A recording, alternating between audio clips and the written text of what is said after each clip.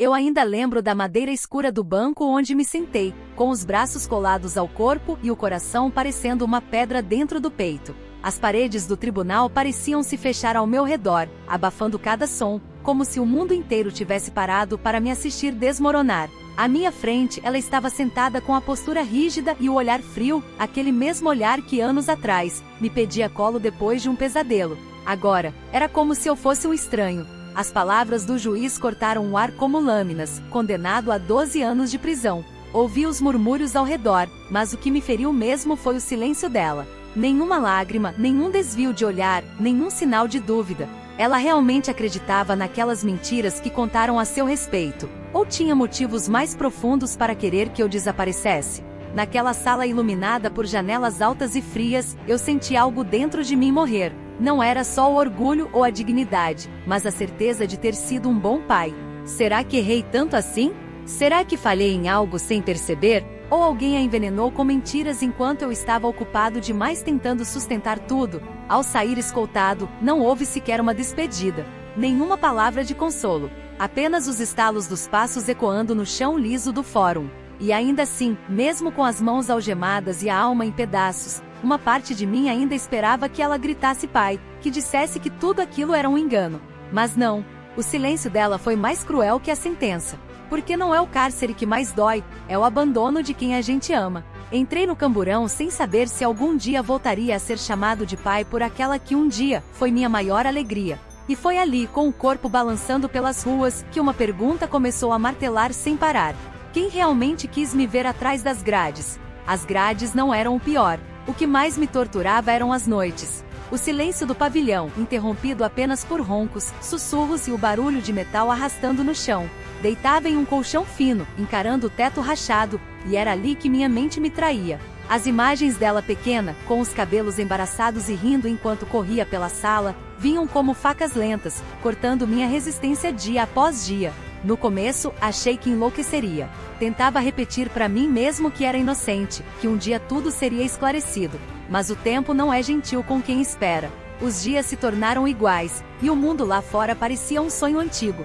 Entre um trabalho na cozinha e outro na biblioteca da cadeia, eu mantinha a cabeça abaixada, mas o coração sempre em alerta. Quem teria tido tanto ódio para inventar o que inventaram? Lá dentro, a vida seguia regras próprias. Respeito era conquistado no silêncio, e desespero era fraqueza. Aprendi a esconder meus sentimentos, mas não conseguia evitar os olhares carregados de pena de alguns colegas. Pai é pai, parceiro. A filha vai se arrepender, diziam. Mas nem eles conseguiam disfarçar o desconforto quando sabiam o motivo da minha prisão. Aniversários dela passavam como fantasmas. Contava os dias e quando chegava a data passava a noite acordado, imaginando onde estaria, com quem estaria, se lembrava de mim. Às vezes pensava em escrever, mas as mãos tremiam. O medo de não receber resposta doía mais do que o silêncio em si. O que me manteve vivo foi uma mistura de raiva e esperança. Raiva por ter sido traído, esperança de que um dia a verdade viesse à tona. Alguns guardas sabiam da minha história e cochichavam entre si. Um deles, certo dia, me entregou um bilhete anônimo que dizia apenas: ela foi manipulada. A verdade vai doer. Nunca descobri quem escreveu. Esse bilhete virou meu amuleto. Dobrado e escondido no fundo do meu travesseiro. Era a única coisa que me lembrava de que eu não estava completamente louco. Alguém lá fora sabia. Alguém conhecia a verdade. E enquanto os anos se arrastavam como corrente enferrujada, meu único combustível era essa pequena promessa de que um dia, alguém pagaria por isso. No 4º ano de prisão, sonhei com ela pela primeira vez. Estávamos sentados à mesa de jantar, ela sorria como antes e dizia: pai, me perdoa. Eu não sabia. Acordei chorando. Mas quando me levantei e me olhei no espelho rachado da cela, jurei para mim mesmo: se um dia eu saísse dali, eu descobriria tudo, e ela me ouviria, queira ou não. Foi no 5º ano de cadeia que as primeiras pontas soltas começaram a aparecer. Um preso recém-chegado que trabalhará como segurança numa casa de alto padrão na mesma cidade onde vivi, me puxou num canto do pátio. Tinha o olhar astuto de quem observava o mundo sem pressa. Você é o cara que a filha mandou pra prisão, né? Aquela história deu o que falar, mas tem coisa mal contada aí, ele sussurrou, como quem entrega uma bomba. Fiquei tenso, mas contive a ansiedade. Aprendi que ali dentro, qualquer informação pode ser armadilha. Ele continuou, dizendo que ouviu uma conversa estranha certa vez entre uma mulher loira e um sujeito engravatado, mencionando meu nome. Segundo ele, havia algo sobre documentos escondidos, chantagens e uma herança que envolvia mais gente do que parecia. Não quis acreditar de imediato, mas aquilo plantou uma semente. Passei a juntar pedaços. Lembrei de um antigo funcionário meu que tinha sido demitido pouco antes de tudo acontecer. Na época, ele saíra revoltado, dizendo que iria se vingar de um jeito ou de outro. Nunca liguei para isso, achei que era só raiva passageira. Mas agora, olhando em retrospecto, parecia ter mais veneno do que eu imaginava por trás daquilo tudo. Numa tarde abafada, um dos detentos da ala vizinha me procurou com um envelope escondido. Era uma cópia de um trecho do processo com anotações à mão. Alguém tinha adulterado datas, inserido testemunhos contraditórios e, pior ainda, havia um nome que não constava nos registros originais. O nome de uma mulher que já tinha trabalhado como babá da minha filha anos atrás. Comecei a entender que aquilo era maior do que só um erro judicial. Alguém estava por trás da mentira e usou minha filha como instrumento. Mas por quê? E acima de tudo, como ela pôde acreditar tão facilmente? Havia uma força manipulando os fatos, e talvez minha filha tenha sido apenas uma peça.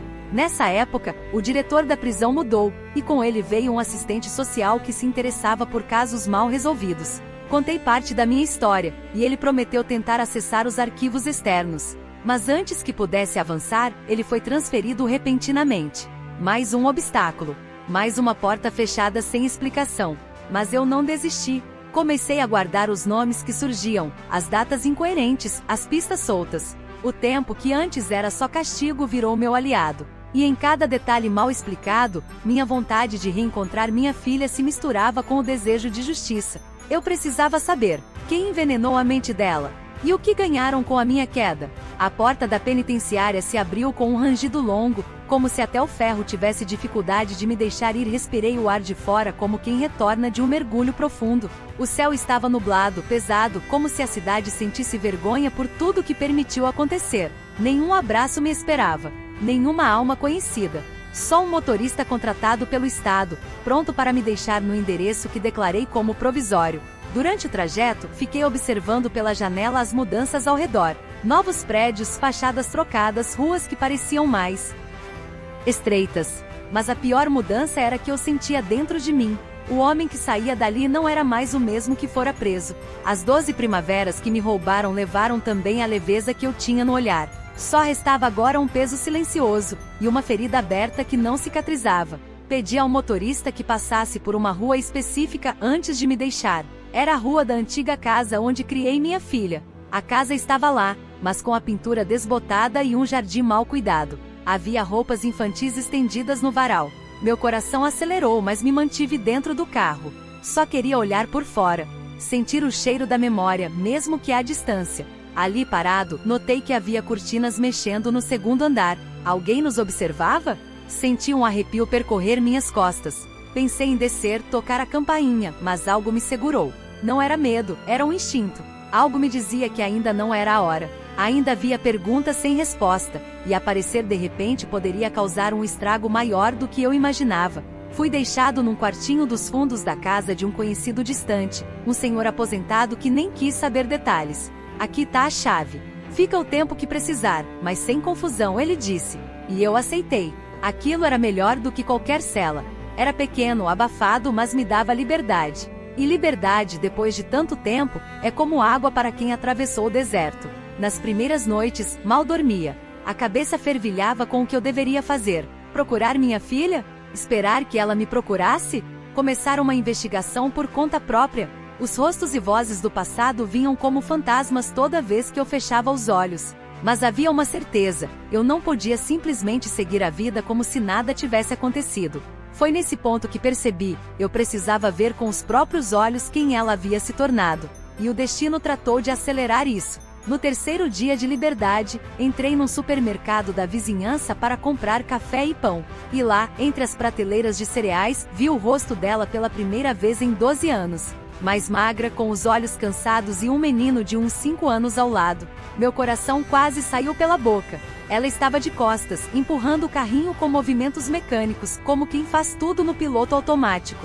O menino ao seu lado falava algo animado sobre biscoitos, e ela respondeu com um sorriso cansado, sem tirar os olhos da lista nas mãos. Meu corpo travou. Por um instante, pensei em sair dali sem ser visto, mas meus pés não obedeceram. Fiquei imóvel, olhando aquela cena como se estivesse assistindo a um filme sobre uma vida que não era mais minha. Quando ela se virou, me viu. Seus olhos encontraram os meus e congelaram. Foi como se o tempo tivesse parado, nenhum som, nenhum movimento, só aquele olhar misto de susto, culpa e algo mais que não consegui identificar. O menino puxou a barra da blusa dela, distraído, sem perceber a tensão que tomava o ar. Ela, por instinto, abaixou os olhos e disse algo rápido ao filho, empurrando o carrinho em direção à fila do caixa. Eu quis correr atrás, perguntar, gritar, abraçar, chorar. Mas não fiz nada. Apenas observei enquanto ela saía pela porta automática, olhando discretamente para trás, como se quisesse confirmar que eu era real. E eu era. Estava ali, em carne, osso e cicatrizes. Fiquei alguns minutos parado no mesmo lugar, tentando entender o que tinha acabado de acontecer. Por que ela não veio falar comigo? Por que não me enfrentou? A última vez que nos vimos foi com ela no banco das testemunhas, dizendo coisas que rasgaram minha alma. E agora, me vendo ali, não teve forças nem para sustentar o próprio olhar. Saí do mercado sem comprar nada. O ar lá fora estava úmido, uma garoa fina começava a cair. Andei sem rumo pelas calçadas, até que me sentei num banco de praça, observando as árvores balançarem devagar. Tudo em mim gritava perguntas. Quem era o pai do menino? Ela estava casada? Sozinha? Como havia sido a vida dela enquanto a minha apodrecia entre muros? Naquela mesma noite, não consegui dormir. Fiquei remoendo aquela imagem, ela mais velha, mais frágil, mas ainda minha filha. No fundo, uma parte de mim queria que ela tivesse vindo correndo, dizendo que se arrependia, que descobriu a verdade, que me queria de volta. Mas o que vi foi o contrário, medo. O medo que talvez escondesse algo muito maior. Na manhã seguinte, decidi que não esperaria mais por encontros ao acaso. Eu precisava entender o que havia acontecido naqueles anos. E se ela não me contaria, alguém contaria. E começaria por quem sempre observou tudo de longe, a vizinha da casa ao lado, aquela senhora que sempre soube mais do que dizia. O portão da casa ao lado rangia como sempre. A mesma pintura azul desbotada, os mesmos vasos de cerâmica rachados no degrau da entrada. Bati com cuidado e logo a porta se abriu. Era ela, cabelos brancos presos num coque frouxo, os olhos fundos e atentos, e um avental velho cobrindo o vestido florido. Ao me ver, soltou um leve suspiro. Sabia que mais cedo ou mais tarde você voltaria. Ela me convidou para entrar sem perguntas. A sala era a mesma de antes, com fotos antigas nas paredes e o cheiro de café passado há pouco. Sentamos frente a frente, e por um momento ela apenas me olhou, como quem tenta decifrar o que restou de um homem que foi quebrado. Depois, sem rodeios, disse, ela sofreu também, mas escolheu o silêncio. E você pagou o preço por isso. Fiquei em silêncio, deixando as palavras afundarem.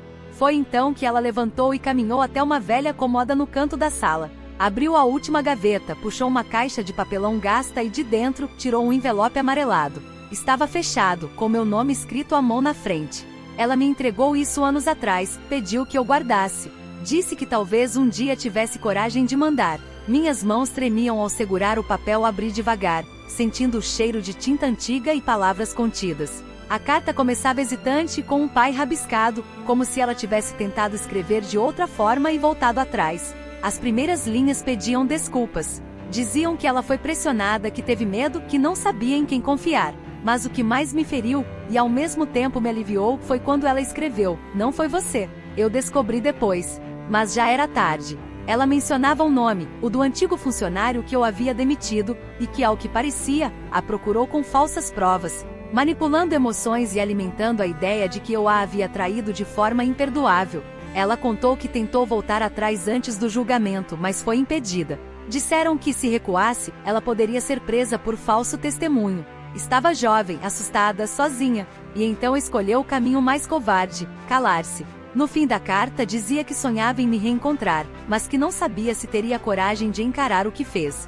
Fechei os olhos por longos minutos, sentindo o peso daquelas palavras escorrerem por dentro como ácido e bálsamo ao mesmo tempo. Parte de mim queria odiá-la, outra parte só queria abraçá-la. Mas agora, mais do que nunca, eu precisava entender toda a história. A senhora me observava com olhos marejados. Ela sofre até hoje. Cria o menino sozinha, vive com culpa. Talvez agora você saiba por onde começar. Balancei a cabeça em silêncio, guardando a carta junto ao peito. A verdade finalmente começava a aparecer, e com ela, o caminho de volta, ou talvez de vingança. Esperei o domingo chegar. Sabia que ela costumava levar o filho para brincar na pracinha da esquina nas manhãs de sol. Cheguei mais cedo, sentei no banco mais afastado, de onde podia observar sem ser visto de imediato. Quando ela apareceu segurando a mão do menino, meu coração deu um salto que quase me fez levantar antes da hora. Mas esperei. Queria ver como ela andava, como sorria, como falava com o filho, e em tudo isso notei algo. Havia uma tristeza constante nos gestos dela. Esperei até que o menino se afastasse para correr atrás de um brinquedo. Então me levantei. Ela me viu vindo na direção dela e congelou como da última vez. Mas agora, em vez de fugir, ficou parada, os olhos arregalados, as mãos tremendo. Me aproximei devagar, tirei do bolso o envelope da carta e mostrei. Li tudo. A vizinha me entregou. Ela levou a mão à boca, sem conseguir responder de imediato. Seus olhos se encheram de lágrimas. Por quê? Perguntei, com a voz firme mas baixa. Por que não disse a verdade antes? Ela sentou-se no banco, como se as pernas não aguentassem mais. Porque eu fui fraca, murmurou. Porque me deixei levar pelo medo, pela mágoa e pela mentira. A voz dela era um sussurro quebrado, e as palavras saíam entrecortadas por soluços. Eu achei que você tivesse me traído, que tinha feito algo imperdoável. E quando descobri que não era verdade, eu já tinha te destruído. Sentei ao lado dela, ainda sem tocá-la. O menino gritava de longe, chamando pela mãe. Ela ergueu a mão num gesto automático e voltou a encarar o chão. Ele sabe de mim? Perguntei. Ela negou com a cabeça. Nunca falei sobre você. Como eu explicaria que mandei o próprio pai para a cadeia por algo que ele não fez? O silêncio que se seguiu foi tão pesado quanto os muros da prisão que deixei para trás. Foi então que ela disse algo que me desmontou. Ele é seu neto. E o pai dele foi quem mentiu sobre você. Meu sangue gelou. Aquilo fechava o ciclo da traição com o nosso focante. O homem que destruiu minha vida, que plantou mentiras, foi o mesmo que a abandonou, e deixou para trás uma criança e uma mulher despedaçada pela culpa. Olhei para ela e naquele momento não vi mais a jovem que me condenou, mas a filha assustada que vi crescer. A verdade tem um preço, sussurrei, mas também pode nos libertar. Ela chorava em silêncio, como quem sabe que nada no mundo poderá apagar o passado. Mas ao menos, naquele banco de praça, estávamos enfim frente a frente, sem mentiras, sem juízes, apenas dois seres quebrados tentando encontrar o caminho de volta. Depois daquela conversa na praça, passamos a nos ver com certa frequência, sempre com muito cuidado, como quem pisa em cacos de vidro. No início, eram encontros rápidos com poucas palavras, muito silêncio e olhares que evitavam se cruzar por muito tempo. Mas, aos poucos, as conversas foram se alongando. Ela me contava do filho, da rotina, das dificuldades, e eu falava da prisão, dos anos perdidos, das noites em claro. Era como reconstruir uma ponte sobre um rio ainda turbulento.